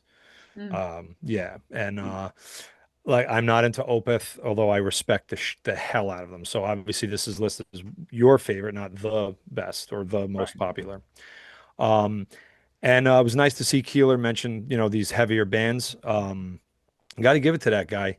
His vintage in life and the fact that, he loves like everything from like the 60s stuff and the Grateful Dead and whatnot, and still loves like Watain and Dark Funeral. You know, we joke about, with Steve a lot, but he's very open-minded. It kind of hit me tonight. I'm like, good for him. That he is. Yeah. So, but again, a lot of those bands that you mentioned, they kind of miss me a little bit. So, the real honorable mentions that I And you would don't like have, Sabaton? no, I don't hate them as much as Scow, but like, no, yeah, they don't. This is my Sabaton, man. I tolerate them too. Yeah. Yeah, they're not really my thing. But I'm gonna make Candlemass an honorable mention just only because everybody's talked about them. To all of us pretty much mentioned Candlemass. They're incredible, and they're consistent. And that was one of the things that I did want to focus on with this list is consistency, and I think they have it. Mhm. All the reasons everybody said. And you guys inspired me by talking about more obscure acts that you love. So instead of them for my official first pick, I'm going to go with a band. I'm really going to go with a musician named Andreas Pettersson. And this dude, he owns a record label called Nordvist Production, which is a lot of like really folky pagan forest black metal kind of stuff. And he himself, he's been in some furious black metal bands like Armageddon, where the first two albums were lo-fi and very Bathory-esque, and then the last couple albums that he made with that band were really intricate. And yeah, if you can get past the vocals, of course, super super incredible guitar music, like really heavy but very dense songs that still, when you listen to them, you hear all the instruments and all the guitars, the way he plays them are incredible. So Armageddon is no more, but the one that I think it's still active is called Stilla, which in Swedish just means stillness. And this album from 2018 is called Sinviljor. Um, if Satyricon paused in their development at Nemesis Divina, it would be this. That's the way I always put it. Um, Incredibly done keyboards, not overdone, but just perfectly done. Again, super intricate songs that stay, that are catchy in themselves. I wouldn't say it's melodic, but it's not a wall of noise either. So I got to give this kid, he's not a kid anymore, but like I got to give him credit. And I think I read one interview with him. He lives like in the forest, and I don't even know if he plays live very much. He's done a lot of different folk uh, bands and stuff like that. I mean, he knows his way around the guitar, and he's incredible. I guess the best place to start would be here. So if anybody's interested, he's not very well known. So that's got to be my first one because Does he he's have a log incredible. cabin in the forest? Yeah, he lived with the other bandmate in the woods, and they like lived together. And I think the bandmate found Jesus and got into a huge fight with him and left, and then like came back. And I think they make music together, even though one is a Christian and he's like, like a dark and evil Satanist. He got into a fight with Jesus? No, no, the guy Oh, found Jesus, and then they got into a okay. fight with each other about Jesus. Oh, I'm paraphrasing from an interview that I read. all right. Uh, Because my money's on Count Ralphus if that ever happens. oh yeah, yeah. If Get you're in my- a Swedish forest, trust me, my money's on the trolls and the all wolves. right. But yeah, so I got to give them love. And then we'll go back to where it all began. As much as we did talk about them, I have to include Bathory, as Ralph, I believe, mentioned. This band, this guy, Corthon, um, rest his soul there. He died a while ago. He gave birth inadvertently to like two or three genres, like, from the furious, really lo-fi uh, brilliance of their first album to where he started to morph into what you could say, became black metal like this and Under the Sign of the Black Mark. But then they went and they made the Viking type metal, like you guys were saying. And he launched, Bathory launched like almost all of the really heavy music that I love. So I have to give them, and did it without playing live, like at a time when it was harder to get your name out there, through those years. So if he had ever played live, man, holy shit. But so great influence there. I gotta say, back That in the, Hell's Yeah, that Hell's Heroes has got like the this tribute. big Bathory Yeah. tribute thing Yeah. going on. And they're like the Yeah. headlining, one of the headliners. Oh yeah, and it's Yeah. it's incredible. Those long fucking epic. I think there's influence taken because Manowar, some of Manowar's really early stuff. I think maybe this guy was listening to, but yeah, they basically launched the Viking metal and everything like that with the acoustic intros and the wind, dude. It's my life right there. Q, it was such an obscure band. I think one of the things that they did really well, especially on those first couple albums, those album covers. Oh yeah. Hmm. Eye, they were evil and they were Hmm. quite controversial at the time. So I think that brought them a lot of Very. attention. But Yeah. Yeah, without a doubt. And the music press, the regular music press hated this. oh, of The course. same way they hated Sodom. They hated all the, and that stuff wound up Venom was like, I remember when I came out, Phantom. people were like, oh, Satan. Yeah. Yeah. And these albums, one of the charm of these old things is that it was recorded rather poorly and sloppily. Oh, yeah. And that has made it so much better in ways. And with modern day equipment, it's difficult. People can make that sound on purpose, but this kid made it, just himself. So, I mean, he had other help there, but what can you say? Like the influence continues. They sound just as good today as they did then, man. So hats off to Bathory. And then let's see, where am I at here? Uh, I guess we'll go with who I think is the most consistent and best Swedish death metal band to ever exist because they didn't make a lot of albums. I think they made seven, but I have to give the love to Dismember. And like what I always playfully refer to them as is the Iron Maiden of death metal. Um, and I know because I ran into one of their guitar players. He's one of the severed heads on this EP cover, and we got into a whole discussion about Iron Maiden. It's like his favorite band. This was many years ago, and Dismember has luckily started playing again. They played Maryland Death Fest. They played New York City, and I mean, I just was just in a ball of fucking moist happiness just seeing them. Like they sound so good. I love that melodic guitar work. Furiously heavy, disgustingly filthy sound, um, but always with the emphasis on melodic guitar solos. And I love that. I love that. And nobody, to me, no death metal band does it as consistently and as well as Dismember. Have their incredible, like an ever-flowing stream on vinyl right there. Beautiful album cover. Early 90s. Yep, shirtless, covered in blood. There you Covered go. in blood. Yeah. Nicest guys you'll ever meet in your life. I saw them open for Deicide, I think, when they Oh, first tour of the States. oh my God. Do you remember what about year that might have been? 93, I believe. Holy shit. So Wow. what Deicide was touring Legion probably, Hmm. and they Yeah. were probably touring this. And I Yeah. was touring I've got it on DVD, actually, the show. I've and seen you it. were at Wow. Yeah. I was touring 11th grade. You weren't quite getting moist yet, right? No, well, No. believe that to the 90s. But yeah, no, my mother, I've said this on this channel before. My mother saw one Phil Donahue episode about a kid dying at a hardcore show. Is it? She Yeah. was like, so I couldn't start going to shows till I was 17, 18. Damn Um, you, Phil. Damn you. yeah. And then yeah, exactly. Oh really? He broke his neck? Oh. So yeah, the shirt, Marduk. Uh as was mentioned before, Ralph, you mentioned them. Yeah, there you go. Uh and look, this band had many eras. Their first era was actually more melodic. Um their some of their first couple albums, like Jesus Christ. Um I'm a poser now. This always happens to me. I always trap myself, and then I feel the pressure of, oh my God, I don't know the name of the fucking. Well, I was gonna mention that one, but Dark Endless. I'm sorry, Dark Endless. Really melodic. Like really, they were like it was stunningly melodic, as evil as it was. And then they had that singer Legion for many years, and that's where we know most of their early stuff. This is a band that set out to be as uncompromising as possible. At a time when black metal was being subjected to more melodic and more popular strains, all of which I liked at the time, especially. These guys would be like fuck Cradle of Filth and Demon Borgir and keyboards, blah blah blah, and then they would turn and they made like the heaviest, you know, uh, albums you could think of at the time, and then they got this singer that they have now, who they've had him for a while. This guy Mortus.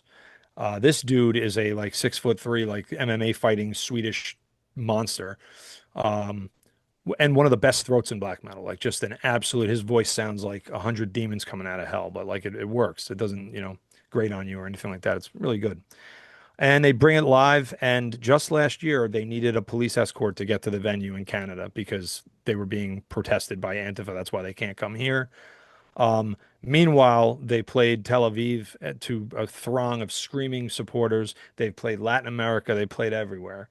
And, it's so undeserved, but it is kind of cool that these guys are like in their early 50s and they've been playing forever and they still get in trouble with the internet. So I think that's kind of cool. They're pretty badass guys. And big history buffs, and big, like, just really fat, they always have interesting lyrics and shit. All right. And then my favorite Swedish band of all time, consistently over their early period until about 2004. I don't know if you guys can see this, is Therion. And I know, Pete, we've talked about doing like a deep dive on them. I hope one day we can do that. Um, so Therion began as a death metal band. They were as brutal as brutal gets. There's some of their early stuff, Darkness. Beyond Yeah. Sanctorum. I actually have a cassette of Lepaka Cliffoth, which I got somehow a long time ago. But the notable thing about Therion was that you could see that they were turning into more neoclassical strains, more operatic, more like just classical overtures in their music. And then they went fully over into a period of time where they just literally mixed classical music orchestration into the metal. We know it's been tried, and it doesn't always work. And I don't think any other band has ever done it as consistently and successfully as Therion. And there was a period of time where they toured the States and they would have four classically trained opera singers along with them. And they were the coolest people, professional singers being trained, in conservatories and around the world. So you're not talking some amateur shit. And they put together a string of albums between 1996 and 2004 that I will put up against like some of the best back to back to back to back. They synthesized the two elements of metal and classical in a way that I don't think anybody has ever done or will do. The singer's a weird guy. He's an esoteric, like real strange dude. And he once told me that he's like, yeah, I think my neighbors think I'm a drug dealer because I never really come out of my house. And then, I got the long hair. He's made music his life. And he, unfortunately, with some of these very strong personalities, he's kicked out a lot of band members over the years. And when he kicked out the band that made these two albums, Sirius B and Lemuria, 2003, 2004, out went the best lineup he ever had. And Matt Sleven, that you mentioned earlier, I believe Tony mentioned him. Matt sang a lot of lead on this. He's incredible. So, Great singer. yeah, yeah. I have, real quick, I have a DVD somewhere that's them playing in Miskolc, Hungary, and the guys were wearing like tuxes or suits or whatever, playing guitar, but they also covered some like Mozart, Vivaldi, and they made it really good. They had a full orchestra behind them. I should have been there. Um, and yeah, they really touched on something that nobody really has. I don't like anything they've done in the past like 4 or 5 years, but they have, or I'm sorry, 4 or 5 albums, but they have enough of a history. And my favorite album, one of my favorite albums of all time, is their 1998 Woven. Absolutely stunning album that I want played at my fucking funeral. So that's that. Duly noted. I saw them play at BB King's, and that was a wild show. I've never seen anything like that since. I was there, yeah, and they played Iron Fist by Motorhead and a King Diamond song or a Merciful Fate song or something. Had the two female singers, and like they were all dressed up, and it was weird and wild and pretty cool. I tell you, Christopher was very cool with me. I interviewed him backstage. I spent some time with him, and Awesome guy. When I very say very he's nice guy. Yeah, yeah, when I say he's weird, I mean it in like a good way, but I'm you sure his can tell personality. he's kind of introverted and whatnot, but he Yeah, was so cool. he complained to me about the food on the U.S. tour. He's like, I can't eat French fries for 2 months because he's vegetarian. So Yeah. yeah. There's plenty of vegan shit now. Yeah. I know, but yeah, but I mean, he played to like the Chance one time, Oh, and it was like a quarter full I because was gonna say, was there like 50 people there? he was complaining. We talked to him till like 4 o'clock in the morning, and he talked about all kinds of shit. But he was like, "Oh, I can't believe this. I'm never coming back to the States." We're like, "Oh, well, we love you, you know." Please come back. Please come back. Uh, All right, so let me run through mine real quick, and then we'll do a quick honorable mentions, and we'll get everybody out of here. All right, so my number, and again, I don't really know if these are in any order, but my number five is the mighty Meshuggah, who nobody's mentioned yet tonight. nope. A groundbreaking band. What do you call them, right? They're probably the band that started this whole gent movement. Their music is crazy and complex and heavy, and you got those kind of barking lead vocals and that stop start riffing and drumming, and the drumming is off the charts great. A lot of really really good albums. I've always really dug them a lot.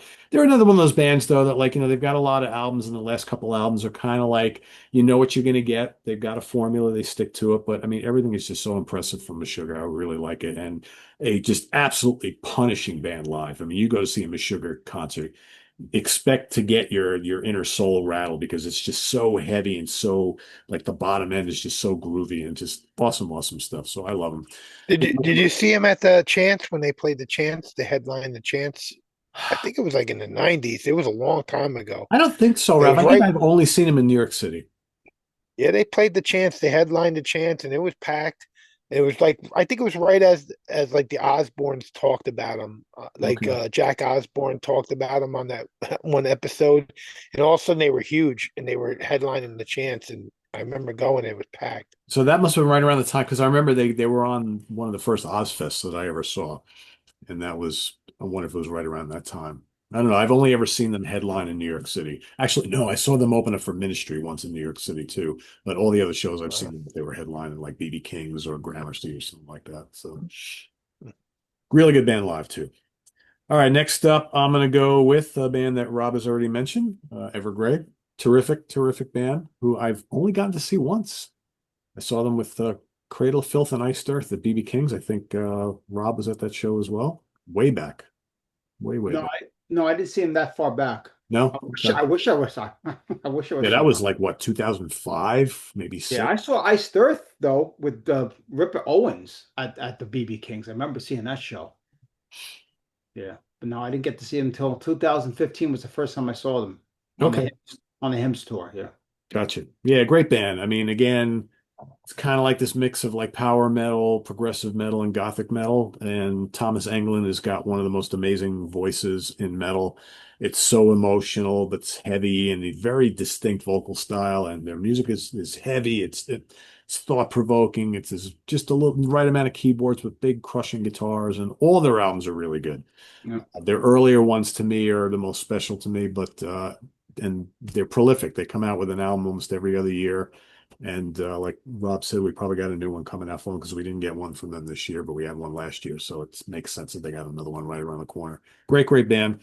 That's my number four. Let's see. My number three. Don't laugh, folks. It's the band Europe. Now, forget that Final Countdown stuff. I like that. I mean, it's a it's a massive song and album, right? But for me, I want all the Europe stuff, the early albums, the neoclassical metal albums, and all the more heavy, dark 70s style albums that they've done since they got back together in the 90s. I think this band is great. Go listen to like War of Kings. Killer album. Listen to their early album, Wings of Tomorrow, which came out before Final Count. Great record. It's a Yeah. ripping album. Yep. This is one of those bands that drives me crazy because people who don't really know the band well, they just like, oh, Europe, those baby Swedes who sing that annoying Final Countdown song I and the like this Carrie song, which is not representative of the rest of their catalog. So I am always pushing this band and how much I love them. And the amazing guitar playing of John Norm. Joey Tempest is such a great singer. I think if you love like 70s, like Deep Purple, Rainbow, UFO, Sabbath, and Zeppelin, you've got to listen to UFO's albums from like the early 2000s and on because they're all heavy, just like that stuff, and really just classic hard rock and metal. Great band. Recommend an album for Well, me. Go listen to the War of Kings album. That's one of my favorites from them. You Okay. know, why didn't bit of a Candlemass connection with them too, because Ian Hunglin, the drummer, played on some of those later, like late '90s Candlemass records. I think he Yep, played on one exactly. or two of them. Yeah. The one I think why Michael didn't they Amott call was themselves Sweden instead of Europe? Why did they have to Yeah, I try to don't know. represent all of Europe? on. They should just be called the Swedes or The Sweden, I don't know. Spades.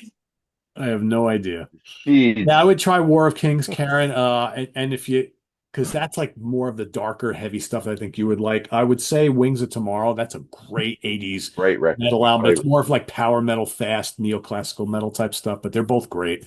Those are probably my two favorite albums by them. Really great stuff. Number two was mentioned way earlier tonight by Mr. Chris Allo, and that is Lucifer.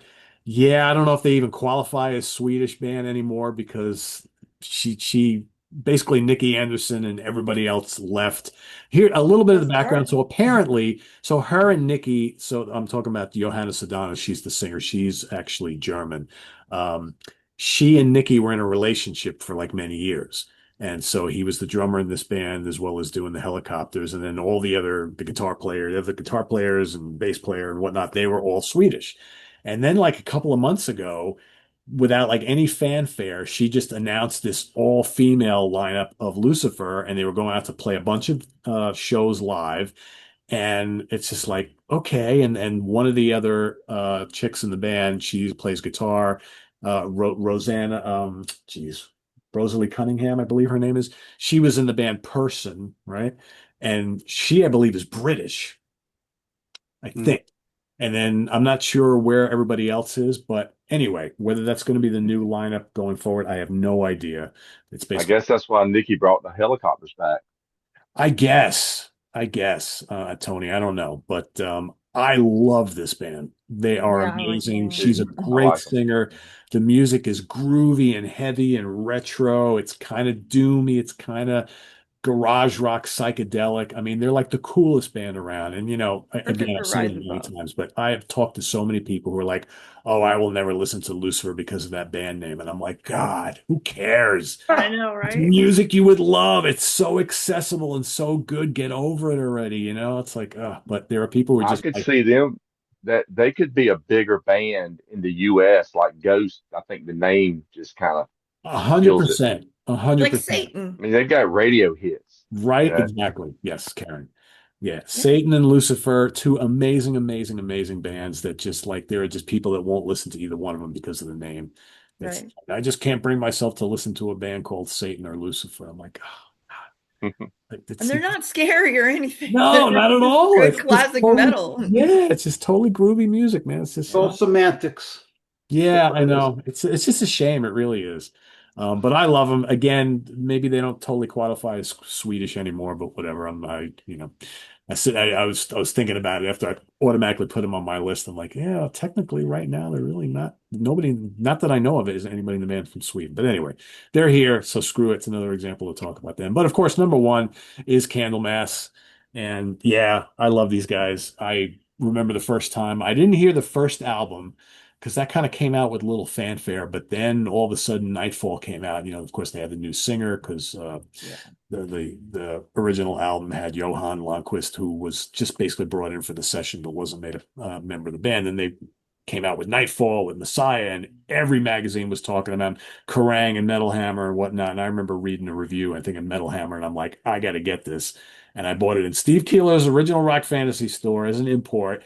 And I took it back to SUNY New Paltz because I was going to college at the time. And I remember hearing that first fucking song, and I was like, Holy shit, I am in love with this band, and I listened to Can, and I was a huge fan ever since. Like I said, I saw them on that first tour of the States, and I've been a fan ever since. And as Craig mentioned, they've got a lot of albums. The EPs are great too. No matter who's singing in the band, it still sounds like Candlemass.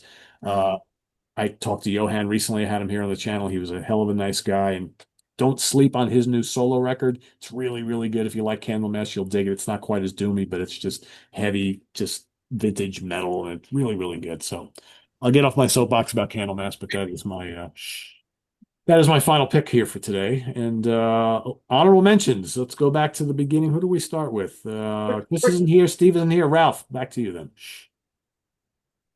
All right, so instead of just like listing a bunch of names, I thought of here's 5 albums that I think are just some amazing albums that aren't part of my 5 that I picked. So my first one I'll go with is Storm of the Lights Bane Yes. section. Yeah. I don't usually get 2 different CDs of the same thing, but I had my original like digipack version, and then I got this special edition one that comes with a bonus disc, whole bunch of extra stuff on there. Ralph, I Unleashed, know that where that band is always like kind of like classified. Some people say they're a black metal band, some people say they're a melodic death metal band. I think they're kind of like a really cool mix of the two, right? I mean, they don't really fit I, 100%. I would even throw like classic Destruction in there. Like to me, Yeah. when I hear those riffs and stuff, I hear a lot of Destruction, kind of like that evil Destruction, but it definitely gets melodic at times, but it's Yeah. heavy. I think it was a great thing about them was that there were so many bands following like the Bathory template of black metal, and bands started branching out and then doing a little bit more keyboards and atmospheric stuff. But these guys went in a way that no one really was going. They came out with something that was very unique and very underrated. It's a shame what ended up happening to John.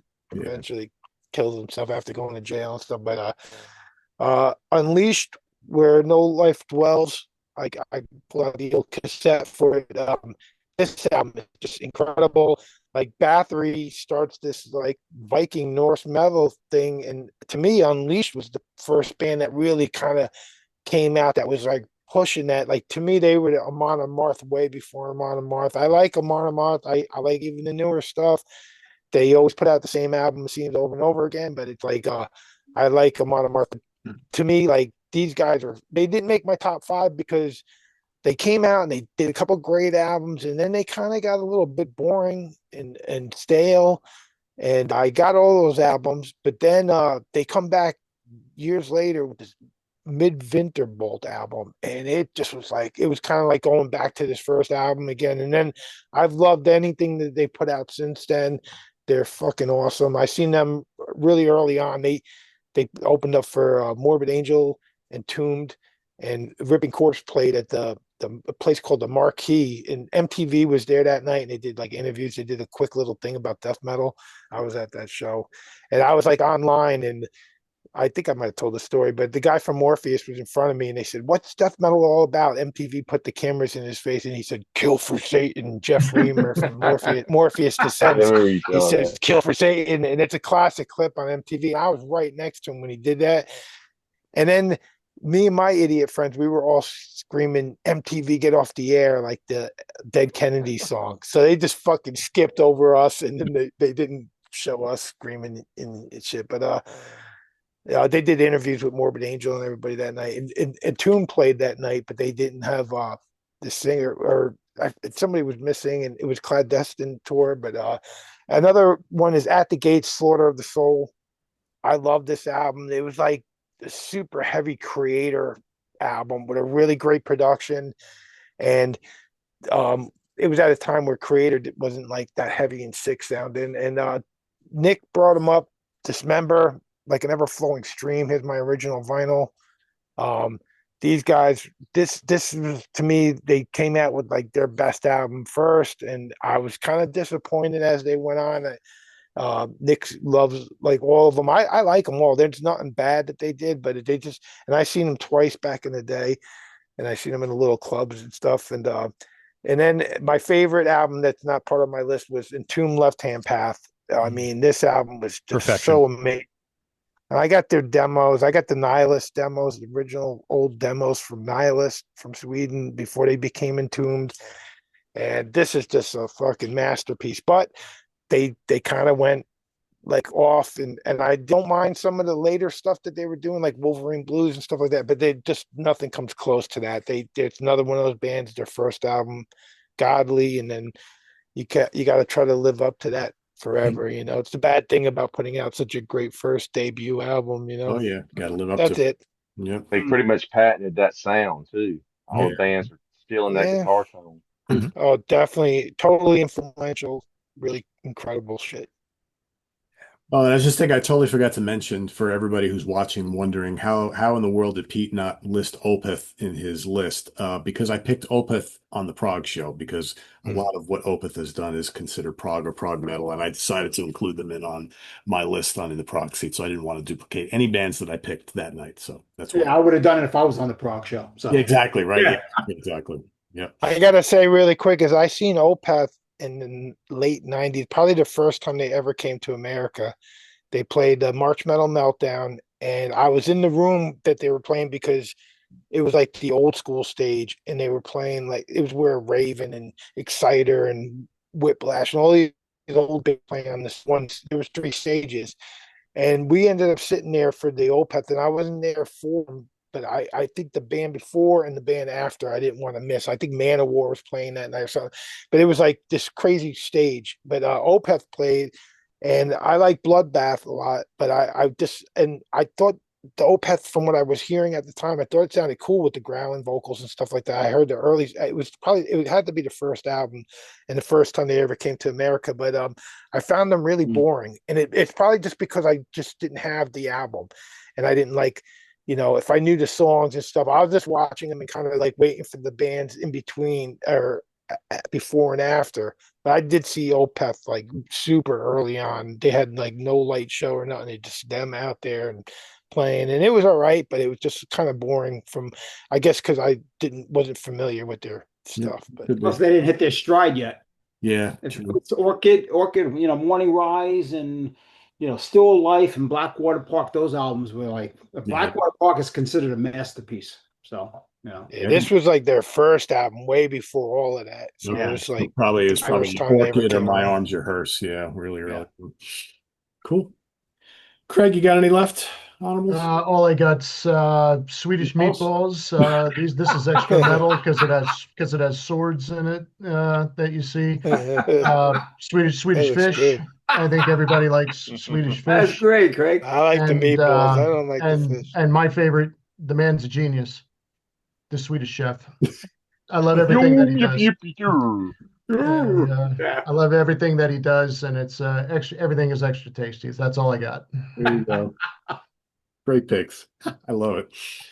Karen, you got any left?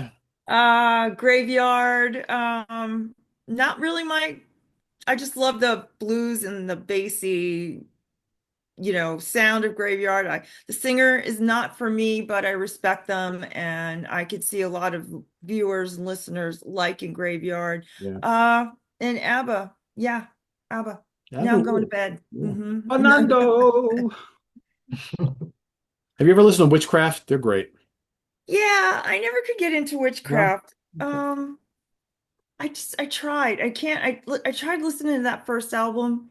I just can't get into it unless there's stuff I'm missing. It's like, I don't know. Like Yeah. I'm that person where if it's not getting me on the first album, you're really gonna have to. I think they have better albums than that first one. Yeah. We'll So I talk offline. I'll recommend you a couple. good. I gotta go to bed. Yeah, I hear you. I do. Tony. Well, you mentioned some of them. Some of you guys have. I'm glad Pete brought up Europe because I had Europe on the list because people think about Final Countdown, but I mean that band is like Pete said, so much more than that. And the Final Countdown, I mean, it's got a blistering guitar solo in it. That's what saves it. But great band. Love those Catchy. guys. Love Entombed. Love Unleashed. Ralph mentioned Unleashed. I want to throw in Enforcer, newer band from more recent years, Oh power yeah. metal Oh band. yeah. Yeah. Hammerfall, love, especially the early Hammerfall stuff, the first like 3 or 4 albums, just great. Um, cool hard rock band from Sweden, Crazy Licks, that I've been listening to a lot over the last few years, Heard of and them. the band Heat. Heat is just a great melodic rock band. Yeah. Great catchy songs, big choruses. Just a great band. And here is the blueprint for Swedish power metal, Death or Glory by Heavy Load. Got to throw them in, especially this album. It's such a great record. Cool. Awesome. I can't believe Keeler didn't say Hammerfall. Like he must not I realize they're know, from right? Sweden because he loves them, Probably thinks they're and German. he didn't even have them in their arm in his honorables. So Yeah. he skipped out on that one. Yep. Yeah, he's a big fan. All right, Rob. Okay. Well, Ralph mentioned before, like certain albums that really changed, and this Swede changed for me. Is one of the greatest albums I ever listened to in the '80s, and that's Yngwie Oh, Marching Marching Out. Out is I great. love this Yeah, I album. love Oh, Yngwie too, man. I, Just I, first three albums, man. yeah. I mean, you Four. mentioned Eclipse, this, A Rising Force. I mean, those are great albums. The beginning of his career was incredible. Then Yep. I'm going to I go. am the Viking. That could have been one of the early Viking songs that Oh yeah. people don't There you think go. For of. sure. They could have the first North. I had tickets to see him on that tour, opening up for AC/DC, and I told the story before, but we got down to the show or half an hour from the show, and it was fly on the wall AC/DC with Ingve. I'm marching out, and the fan belt broke, and the girl wouldn't let us take a cab with our shirt money and stuff, so we ended up missing the whole show. I still got the full ticket stub, Yeah. Ingve, but that Damn. fucking marching out, I love that album. That and the first album was my Yeah. favorite. Marching Out is great. Yeah. Seventh Wonder, Nice. Yes. prog metal band that I love. Tommy singing on this album, all these albums. Mercy Falls is probably one of my favorite albums of all time. Also, I'm surprised none of you guys picked this melodic rock band that's really got some great riffs. Dynasty. Oh yeah, they're good. Yep. Not I that like. familiar with them. Mm. Oh yeah, check them out. They got some great riffing, especially the AFM, earlier stuff. AFM And records. then and Nightingale. Oh yeah. Dan Swano. I love Dan Swano. I love everything he's done, but I love this album. Gothic, heavy. So those are my honorable mentions. There's so many more, but those are the ones I came up with. So Yeah, there's a ton. Edge of Sanity. No one brought them up. Edge I of got them in Sanity. my honorables coming up. Yeah, I just Oh. think he's great. Yeah, me too. All right, Nick, over to you, and then I'll finish this out here. Edge of Sanity. Yeah, Dan Swano, unbelievable. Thing, which is a Swedish pagan metal band. It's somewhere between like Bathory and like a little more straightforward. Um, they're incredible. Shit, I was just making sure I had these in my head so I could do it quickly, but yeah, we'll just go with Edge of Sanity and Thing. Oh, Unanimated. I don't know if you guys have ever heard them. Ralph listened to that shit tonight. Unanimated. And The Forest of the Dreaming Dead and the one after that. They're fucking incredible. What about God Macabre? Is that one of your bands? No, I have heard of them though, but yeah, but that's where you got to go with that. And yeah, I mean, I got to mention Peter Tatrigan with Hypocrisy. They've done a lot. They've like 4 albums, I'd say, that I love. 3 in particular. The self-titled, super melodic, and Abducted. The one came out in the '90s. He loved aliens. He was obsessed with being abducted by aliens. Oh yeah. Yeah, and there's some quality shit there. So yeah, and Early in Flames. yeah, Yes. first couple albums are good. Yeah. Early Yeah. the better. Yeah. Yep. All right, I know we got to get Karen to bed, so let me breeze through mine real quick here. So some of these have been mentioned. At the Gates, of course. Arch Enemy, of course. Dark Tranquillity, Ghost. Grand Magus, great Mm. stoner metal band. Hollis, Spiritual Beggars, which is the other band that Michael A. Mott had. Yeah. Great band. Killer, like heavy 70s stonery, Yeah. doomy rock. Dozer, Greenleaf, Craig mentioned both of them. Kamchata, another really cool kind of blues rock band. Witchcraft, Graveyard, Horizont. Avatarium, which if you like Candlemass, you should check them out. It's kind of like an offshoot. Leaf put this band Oh back yeah. together. Then he kind of left it now, but it's got a female singer. She's from Britain. She's amazing. It's good, doomy. I have some of that one. Yeah. Yeah, really good. Me and Keeler interviewed I didn't think her of and her husband this year. Oh, really? I gotta check that out. Rock Yeah, Fan. they're awesome. Yeah, Really for good. that new album. Power metal band Bloodbound, Seventh Wonder, like Rob mentioned, Pain of Salvation, another prog metal band, Bloodbound. Edge of Sanity, Night Flight Orchestra, Nightingale, Heat. If you like Heat, Tony, check out Eclipse. They're kind of similar. Oh They're yeah, a good I like band. Eclipse. They're They're good. Good. I great. forgot they were from Sweden. Yep. Oh yeah, great band. Helicopters, of course. I forgot about Bloodband. Blood. Yeah. Bloodbound is really good. Yeah. I Bloodbound, forgot. Bloodbath also, the Helicopters, a very cool 70s. In fact, the first, I think, heavy rock band from Sweden in the 70s called November. Lyrics are and vocals are all in Swedish, but if you like early Cream meets like Black Sabbath, check out November. They're great. Sienna Root, Nestor. Nestor is really good if you like Night Flight Oh Orchestra. yeah, forgot they were from Troubled Sweden Horse. too. Yep, Love them. great, great. Troubled Horse, Unleashed, and the Truck Fighters. Really cool stoner band. So that's it. Yeah, That's kill it. it. I think we have Carnage. exhausted. Carnage is a band I forgot to mention. That's right. That was correct. I mean, there's probably a lot we forgot, but we Yeah, so many. A named friend of them. mine's like, I was telling him about we're going to do the show. He says you got to put TNT. I said actually they're from Norway. Yes, they are. You know? And that's you know what the big problem is? I was looking up on Google Swedish bands, and some of these bands that you mentioned, I didn't see any of them in the, for metal or black metal or what. I mean, why is Google not working? I don't get it. Come Google's on, not working. Carolina. We got to report that I in. didn't see Bloodbound anywhere, and No, I would have clicked. I was oh, because Rob, that's what you ever use Metal Archives? Metal Archives is great. Yeah. Yeah, because you can hit that similar artist button. Spirit of Metal. That Yeah, Spirit of Metal. that's I, encyclopedia. The I metal pulled this book encyclopedia. out to remind myself of a few of the bands Yeah. that didn't come up on the list because I put Swedish metal bands and I had like so many right away, but then I didn't. Unleashed wasn't in that list, and I was like, oh shit, yeah, Unleashed. What the fuck? I would forget them, you know. You can't remember where every single band comes from. It's just No, like you can't. It's Yeah. fine. thousands and thousands of bands. And Sweden is populated big time with great music. So. Oh yeah. So there you have it, everybody. Tons and tons of great bands from Sweden, some of our favorites. List your favorites down in the comments below, and we'll see you. We'll be back in 2 weeks, guys. We're going to have another episode for you this month before we finish out September. So we'll see you in a couple weeks here on the Hudson Valley Squares on a Monday, of course, because that's the only time we appear. So till then, visit us on the web at www.seatranquility.org. We're on Facebook, YouTube, and Instagram all the damn All the time. damn time. Please subscribe if you haven't already and click on that notification bell so you get alerted of all of our content as a post. And please do hit the like button before you leave. For Karen Lapriziosa and Craig Kaminsky and Tony Dio, Nick Franco, Count Ralphus, and Rob Lasante, and Steve Keeler and Chris Allo, I am Pete Pardo. Thanks for watching, everybody. Thanks for hanging in with us on this very long, epic episode of the Hudson Valley Squares. We'll see you next time. Take care, everybody. Good Bye-bye. night.